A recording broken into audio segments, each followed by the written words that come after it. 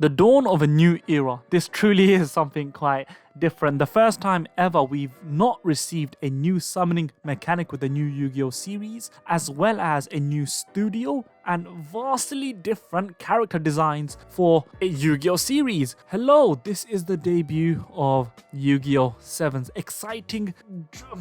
Was I dreading it? Maybe, perhaps. But then again, maybe I want to see how this really does unravel. I'll be very honest with you, I'm not going to cover this on a weekly basis. I don't know whether I'm going to truly invest in Yugioh Sevens, but what I will say is please make sure to check out other people. Yu-Gi-Oh Everything, he's gonna cover Yugioh Sevens very, very thoroughly, and he makes great content, I promise you that. I'm going to touch on the plot and also the good, the bad, and the downright ugly for the first episode of Yu-Gi-Oh! 7. So let's just get straight into it. In regards to the plot, they introduced the fact that it's a very, very rigid system in Goha City, and we have a young duelist called Yuga, and he wants to change things. He wants to bring the fun back, and he has certain rules, but he's finding difficulty implementing them via the duel disc because there's a timer and he's not able to do it in time, and if he were to fail too many times he's going to be locked out completely. And that's where we meet Tatsuhisa Kamijo, also known as Rook,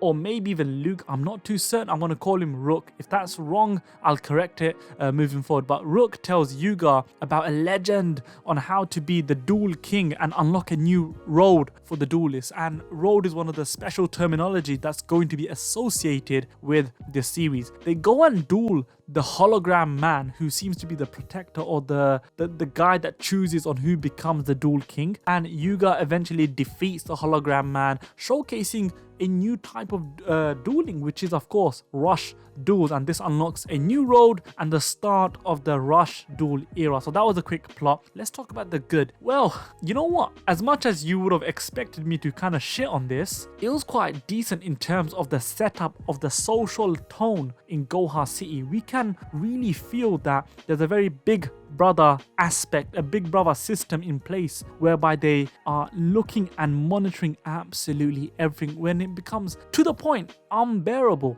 There was a point where there was these two kids who were trying to trade, which is the fundamental premise of a trading card game, but they weren't allowed to trade without the supervision or I guess the approval of a Goha official. That is ridiculous. Someone needs a slap for that.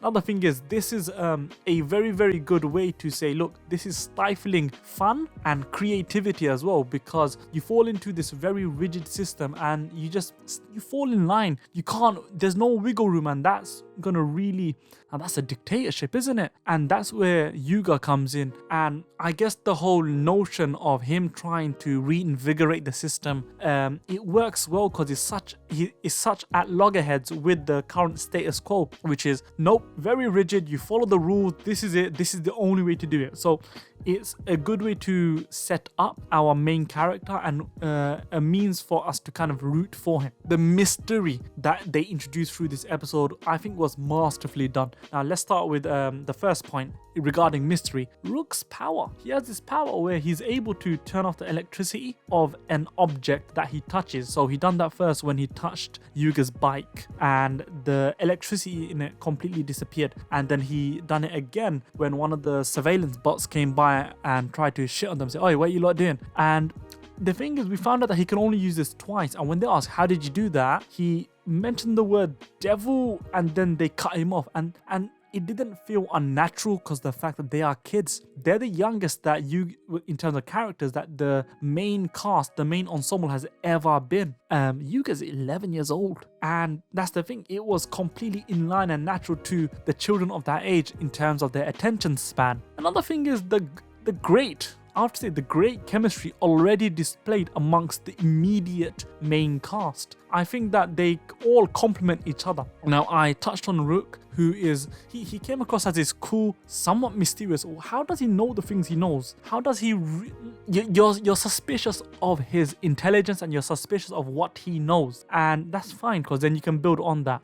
You have Yuga, who is this very adventurous, and he's this very, he wants to reinvigorate the system. He's actually a, how would I say, he's someone who can see the big picture, which is quite rare, especially for someone his age, and that is nice to see. He doesn't come across as annoying. He's a combination of, I would say, in my opinion, Jaden in terms of he's very carefree, he wants to have fun, Yuma, and even Yugioh. And that's maybe a cop out to say that, but that's why he does come across as. I think he'll be actually quite nice to follow on his journey, and hopefully he can do what he wants to do. But I do want to see more inner conflict later on. But come on, who am I to say this when we're just one episode in? What's the most interesting character in my opinion is Ronin Kirishima, this girl who is very, very mysterious. You see her lurking in the background, she's taking pictures, she's taking notes, and she's observing the main cast. Now, you can speculate that she's probably a spy,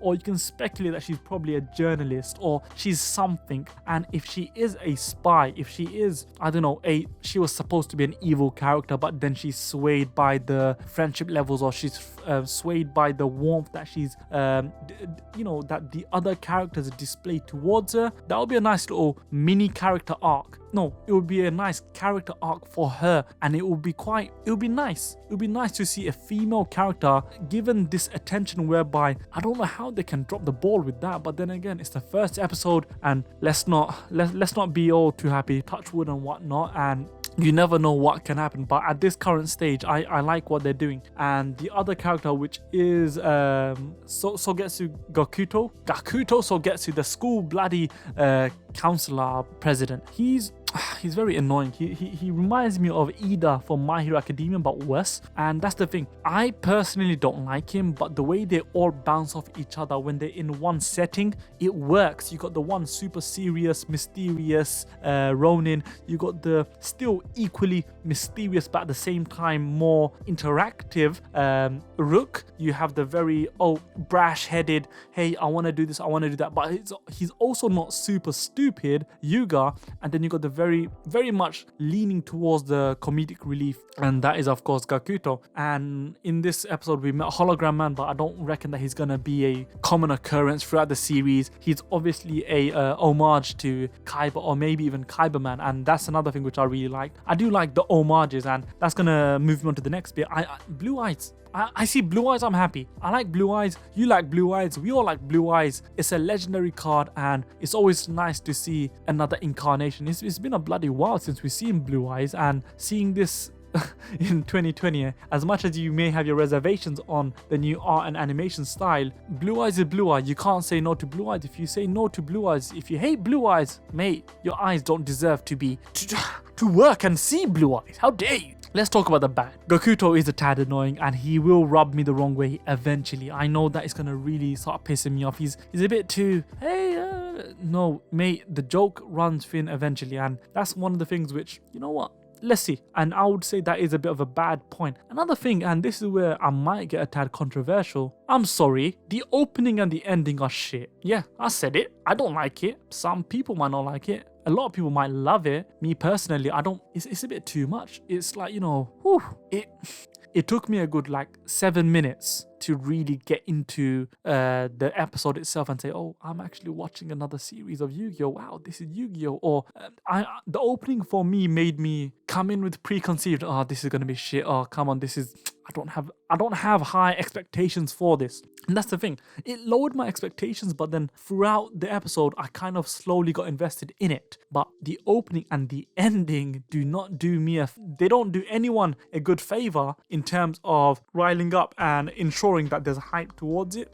For me, it kind of takes the person out of the consumption of this new type of Yu-Gi-Oh! And the downright ugly, the designs are shit. I'm sorry. It's gonna take me maybe a long while, and that's actually one of the main things. I don't know if I can really invest in this. Now, people talk about the character designs. Yeah, the character designs, not the best. In my opinion, it doesn't seem Yu-Gi-Oh-esque. It's not as angular, but I understand. By making it more curved out, it makes it easier for the animators, and of course, it makes it less cumbersome, and it's easier for them. And hopefully, if it's easier for them, we get more consistent quality. One thing which it nagged me, it really annoyed me, was that the back of the Yu-Gi-Oh cards are too detailed. The Yu-Gi-Oh card itself is too detailed. It seems like, when you have, do you remember the movie Space Jam? It's like you got cartoons in real life. they are trying to show as much detail from the Rush Duel card into the series, and I get it. I know what they're trying to do, but then in the previous incarnations of Yu-Gi-Oh, they kind of kept it somewhat simple. But because as of right now, Rush Duels have not been localized in the TCG, or well, in Europe or in the Western world, well, not to my knowledge, and there's this universal design for these Rush Duel cards, I don't have much to expect from them. But when you see them in the series and when you see promotional materials, and I was watching the stream, there's a lot of bloody promotional materials. They are pushing this really hard, the whole Rush Duel mechanic, the whole Rush Duel aspect, because it's the new type of dueling itself. The cards in the anime and the cards in real life look exactly the same, and I don't know what to make of it.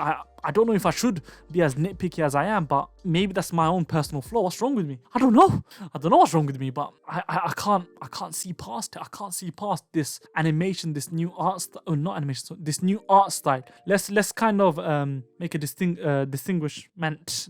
Let's distinguish between what is art and what is animation. The art, I can't see past it, and I'm really struggling. So hopefully that changes as I watch more episodes, if I do watch them on time. So overall, as weird as you may think, this episode was good. I like this episode. I like the fact that they put the foundations in place. They kind of told us exactly what these characters are about and the little mini arcs that they may have. Apart from Kakuto, I can see exactly the little character arcs for each of these characters. Now, maybe Gakuto's one is he's gonna be less annoying, but it's again a very solid first episode. Another thing I want to say is that when they're doing the little countdown on the dual disc, 6 minutes and 66 seconds, is this weird? Why did they not say 7 minutes 6 seconds? So obviously they're trying to push the whole 666. Is this hell? Is this a really terrible place? Or maybe it's also to say, look, 666, but this is called Yugioh Sevens, so it's all about going one up. We're trying to overcome the current status quo. We're trying to improve it. Maybe it's subconsciously trying to put in the whole notion of moving forward as a system, as a society, as a dueling mechanic. We're trying to move forward, and also this is the 7th iteration of Yu-Gi-Oh, so maybe there's more symbolism for using 6 minutes and 66 seconds in terms of trying to emphasize the whole Yu-Gi-Oh 7, the number 7 little gimmick and the main focus of the series itself. So again, this was a decent episode. This was a good episode. It wasn't shit. I'm not the biggest fan of the opening and the ending, and again, I would suggest you check this out, but I don't know if I can consistently be watching this the day it comes out. I might let a few things stack up here and there. I'm not too sure what my feelings are in terms of how much I want to invest in the overall Yu-Gi-Oh! Sevens. Will I be heavily invested, or will I watch it as it stacks up? I'll probably check it every few weeks. I don't know yet. What about you lot? Are you lot gonna check it out every single week, or do you want to maybe give this one a miss, or do you want to see it once a month, 4 episodes, or do you only want to come in when it's a really hype season or it's a really hype moment or arc? So please let me know. With that, like, share, subscribe to Dual Disc. You may now exit Dim's domain, and take care. Stay safe, stay indoors, save lives. Bye bye.